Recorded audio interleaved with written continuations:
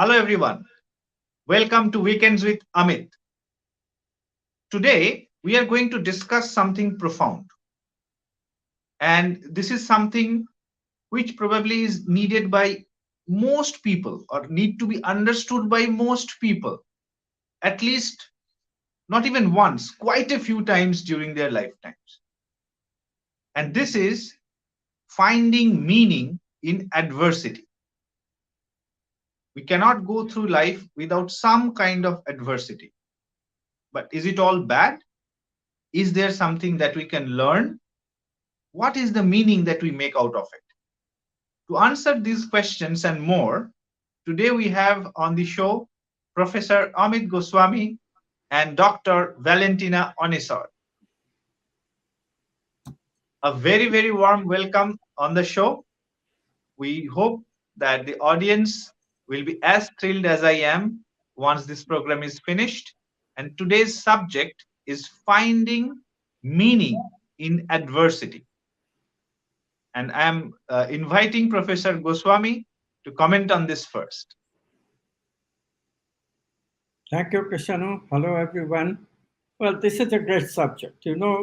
We find people who go through life happy-go-lucky and never bother about anything, quite happy with their base level condition of miscenteredness, information processing, negative emotions, and pleasure, and all that. And then there are people who discover meaning and purpose.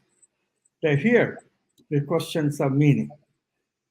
Although everybody today joins the information highway, you can hardly avoid it unless your parents are absolutely adamant against it in your childhood. But most parents are busy and they would rather have their children busy with, cell phones and social media.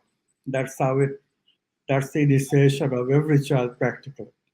So in that, how does the initiation to this seeking higher meaning, higher purpose, higher needs, as Abraham Maslow called it, how does that happen? It's an amazing thing, right? So one theory, and this is the one that quantum science supports, is that there is a phenomenon that Carl Jung discovered called synchronicity. Most people, when adversities happen to them, they see it as a danger. And, we have this flight fight circuit built into our brain, usually in the presence of danger. If you are centered, as soon as you see any danger to the me, we'll run. We'll just run away from the adversity. But then it is also a great opportunity to ask the question, why is this adversity arising right now? Is there meaning in it? And that question differentiates the hero among us who will investigate higher needs, who will explore higher needs, who will eventually embody higher needs, and the happy-go-lucky innocent. The tarot card has a very graphic name for the innocent. Tarot cards display this as a fool. And, the fellow looks like a fool. That's not a derogatory fool. It's not an idiot. But the foolishness concerns in not asking this question. Is there a meaning in my life? Is there meaning in the universe? This is the kind of question that changes your life, that gives a different take to your life. And it is really this fundamental thing, this events of synchronicity, seeing meaning in adversity, that sets off the hero's journey. You can call it suffering-based investigation of archetypes. Suffering-based, because, adversity is being suffering to us. And I talked about run away. Most adversities we cannot even run away, like physical adversities. You are sick. You have breast cancer. You can you run away? Still have to suffer. So what do? We ask for the meaning of it. And when we ask for the meaning, we find the meaning. For example, in the case of breast cancer, the meaning is now well known thanks to quantum science, and it is the suppression of love. When love goes away from one's life, when immune system defensiveness becomes the preoccupation of the heart chakra feelings, then we get immune system disorder. The immune system is overused. It does not get any rest. The meaning question will automatically lead the person into knowing more about what is the cause of my cancer. And once I know, then my priority should be getting my love life in order. Why am I mourning? What is gone, right? But that simple meaning we sometimes don't see and wallow in the past. Can we give up the past, seeing meaning of the synchronicity event, and move on to the future, which is creative exploration of an archetype, love? That is the kind of thing that we are talking about. But this is just a preamble. As usual, our detail expert is Dr. Valentina Onisor, to whom I now transfer. Valentina, please. Thank you. Well, I think most of the audience, if they were attentive in our lives, have been this kind of moments that can last less or long, and sometimes even for years. You may pass through this kind of periods. They are called in different ways in various traditions.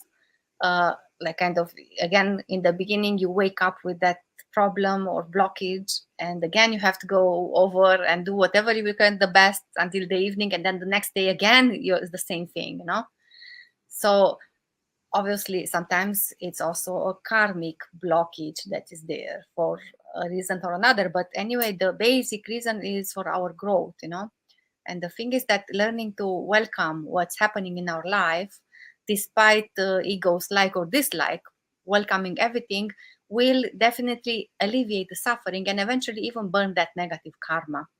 And again, we always receive a lesson that we can handle, even if it seems that we cannot at some point. This is like a law in all the tradition. Even in Christianity, I was born in this tradition, there's a saying that God never gives you as a burden more than you can carry. So we are meant to grow. And when we hide in a non-learning, non-growing life, we do the same mistakes over and over, really.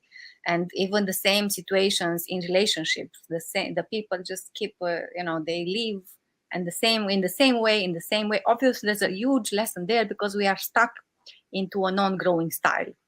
So these lessons that may involve letting go, they are never punishments. That's the first thing to understand in these situations. So, and they are just meant to really help us grow and move further, So they also, when these kind of situations happen and in the synchronistic way, and they keep repeating, of course, they require all our attention. And they cannot be ignored. And now if we didn't even develop enough attention, of course we can destroy ourselves over and over. No, but still the universe is intelligent. That's why we have many lives to eventually learn to grow. But again, you may kick and scream when somebody's trying to, somebody's trying to wake you up from a deep sleep, for example. You don't understand why is that happening. Of course, usually we are trapped into these kind of patterns, and we don't even see many times, But that's why this wonderful message of the synchronicities and of such messages of transformation. And there is, for example, there's a study which is done by Alfred Adler, psychologist. He discovered that often some perceived disadvantages, if now I'm talking even inborn disadvantages, uh, uh, but also all kind of problems that we may have, they prove to be disguised advantages, because they force us to discover abilities that we would have stayed dormant forever. And when only as we compensate for these advantages, our greatest gifts are revealed. And I tell you also from experience something like that, but still there is this guy, he had you can find online, he did a lot of study with a large number of people, and he discovered, for example, that 70% of the students who were, for example, studying visual art, like sculpture, for example, they had eye anomalies. Yeah. Also, great composers like Mozart, Beethoven, they had degenerative disease on the ears. Yeah. And there are, he also found many other examples. So just to see that actually you will see, interesting enough, a lot of vocations of those who discovered but discover this through necessities, through what was perceived initially as a disadvantage. And so this guy concluded that perceived disadvantages, such as, for example, birth defects or physical ailments or even poverty, and there can be still springboards towards success and towards really embodying something higher. Imagine the work of art that Mozart and Beethoven were able to do, and how they impact us nowadays still. So the success is not achieved in spite of the advantages they had, in spite of the disadvantages they had, but because of that. It's very interesting to see that. So the idea is that what we face is mainly internal adversity, if you are honest with yourselves, all kinds of fears and problems.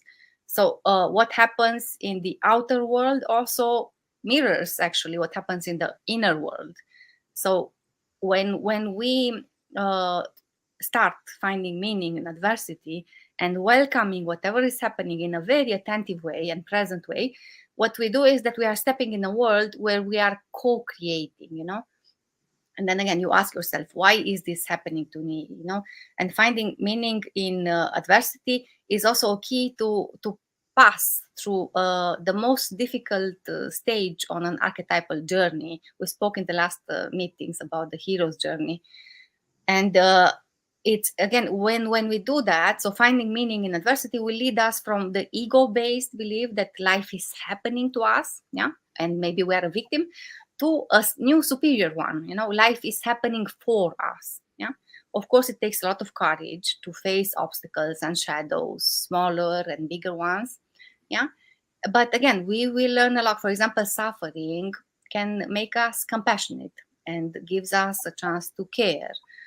For example, of course, not if you keep destroying yourself and staying so much in a state of suffering without knowing what to do, really, because it's still okay. Now I'll tell you, there are two practices, and we do these practices in our university. So one of them is from the Shivite tradition.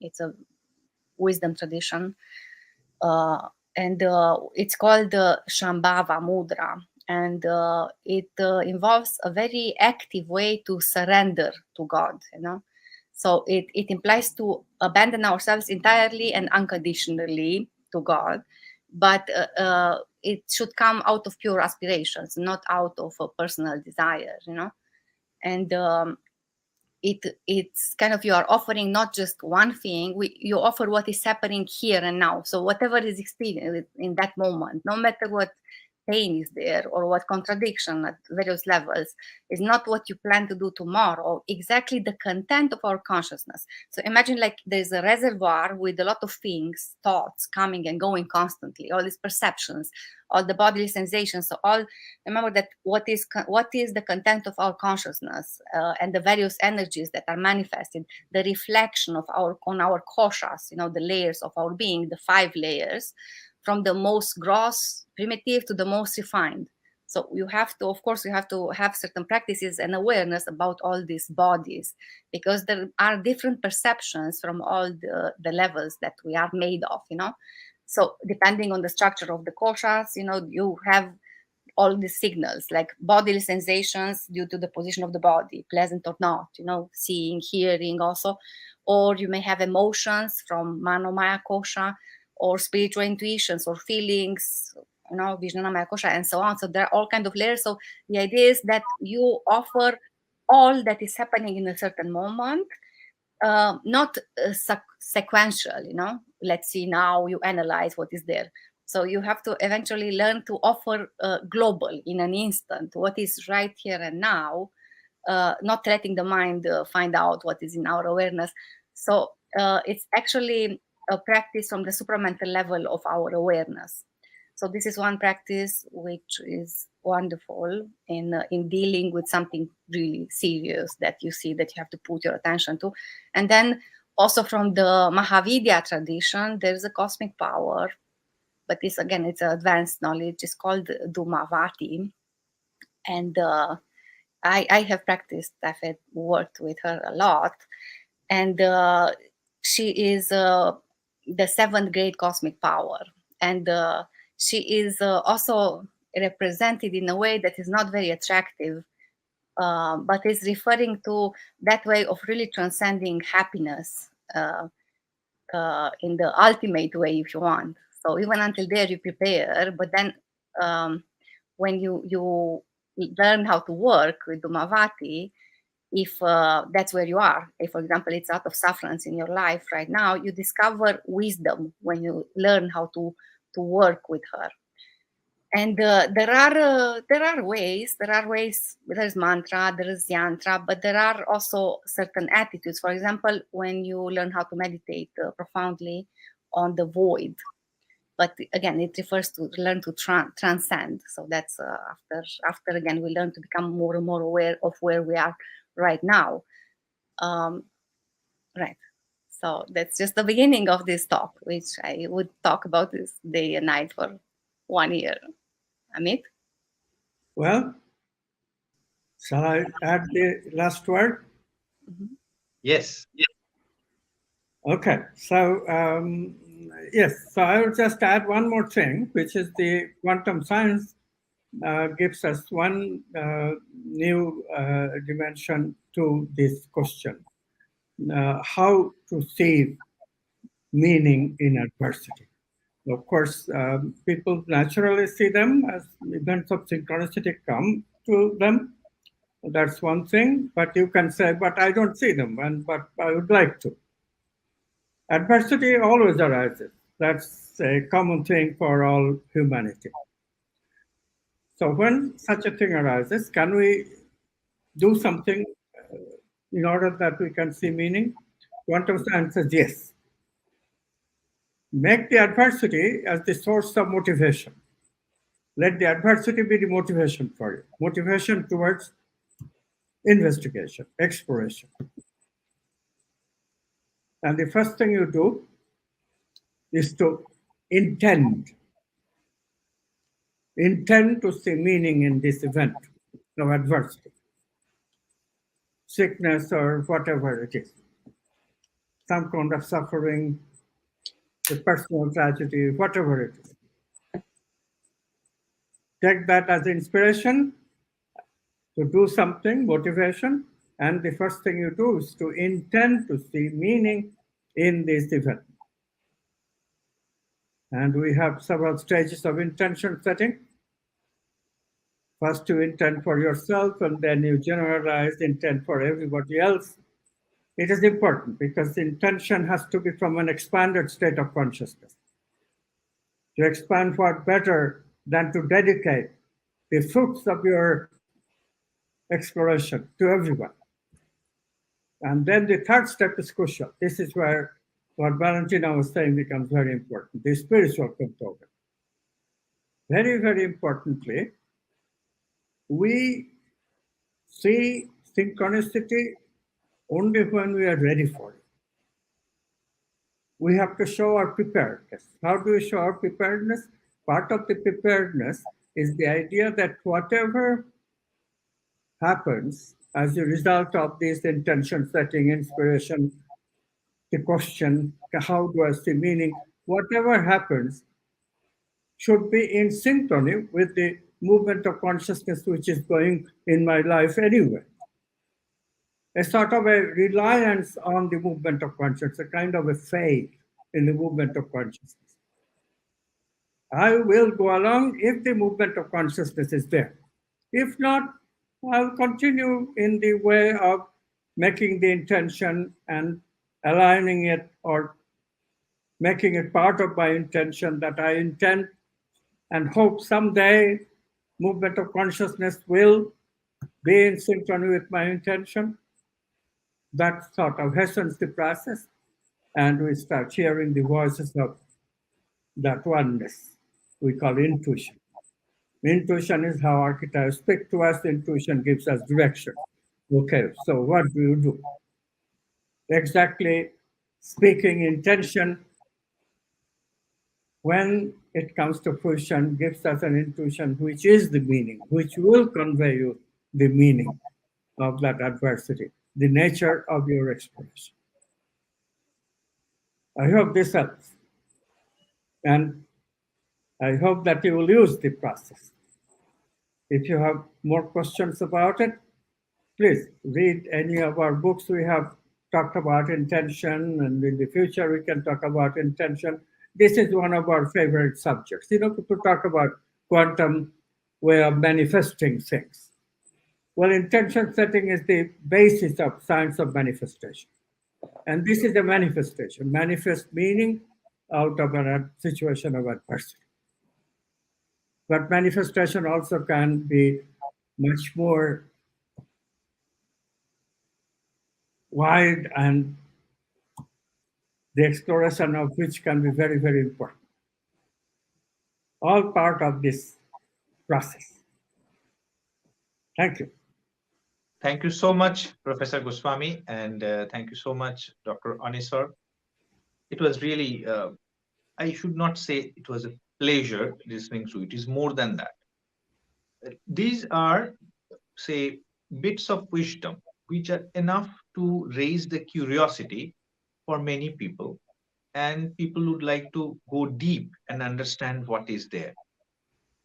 Now, if you have any queries, as Professor Goswami just mentioned, not only you can read whatever books that are on offer, you can also reach us at info@amitgoswami.org. We have a website, www.amitgoswami.org. Please visit there and see what we are all up to. There are several things that are going on. If you look at the kind of program that will suit you, whether it's a proximity, which I will talk a little bit about in a minute, or whether these are short certification programs or full masters and PhD programs which deal about these kinds of subjects in a much, much deeper way. Everything is available. Now, I was mentioning proximity. We are going to have a 10 days program in Jaipur, India, which will be on archetypes, which Professor Goswami was just mentioning. Archetypes talk to us through intuitions. And this whole 10 days will be on archetypes in Jaipur, India. If you are interested, please visit our website or reach out to us. This is going to be one of a kind of experience for everyone that will be joining that program. We are looking forward to your responses. Thank you so much for being with us, and we hope to meet you again next week. Thank you for being here.